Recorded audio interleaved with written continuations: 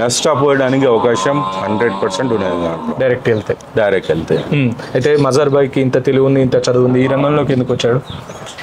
యాక్చువల్గా అంటే ఈ రంగంలో వచ్చిన తర్వాత బయటికి టైంపాస్కు నేను కూడా 4x5 స్టార్ట్ చేసిన.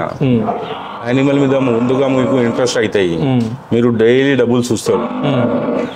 ఈ రోజు నేను ఒక బర్రె తీసుకొచ్చిన 1,50,000 తీసుకొచ్చిన అనుకో, ఈ రోజు నుంచి నాకు పాలు అమ్మితే నాకు ఆదాయం ఈ రోజు నుంచి కనిపిస్తుంది, స్టార్ట్ అవుతాయి. సో ఇట్లాంటి బిజినెస్ వదిలేసి ఎక్కడ వెళ్తారు?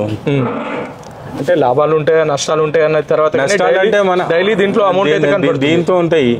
నష్టాలు ఎప్పుడు ఉంటాయి, నువ్వు బ్రీడ్ సరిగా సెలెక్షన్ చేయలేదు, బ్రీడ్ సెలెక్షన్ చేసుకున్నావు అనుకో, ఇంటికి తీసుకుపోయి సరిగా తినిపించలేకుంటే నువ్వు లాస్ లో వెళ్ళొచ్చు. లేకుంటే లాస్ లేదు తమ్ముడు. 30 years వెళ్ళిపోయింది అంటే జోక్ లేదు కాదు. 1 farm కాదు, 2 farms కౌంటర్స్ ఉన్నాయి, అంతా ఉన్నది, నడిపిస్తున్నాం, జనాలకు ఇస్తున్నాం, జనాలు రిపీట్ గా వచ్చి తీసుకుపోతున్నారు, వాళ్ళు కూడా బాగా పడుతున్నారు. అంటే లాస్ ఉంటే ఎవరు ఉంటారు? ఏ బిజినెస్ కూడా ఉంటే దాంట్లో లాస్ ఉంటే మనుషులు జనాలు రాదు.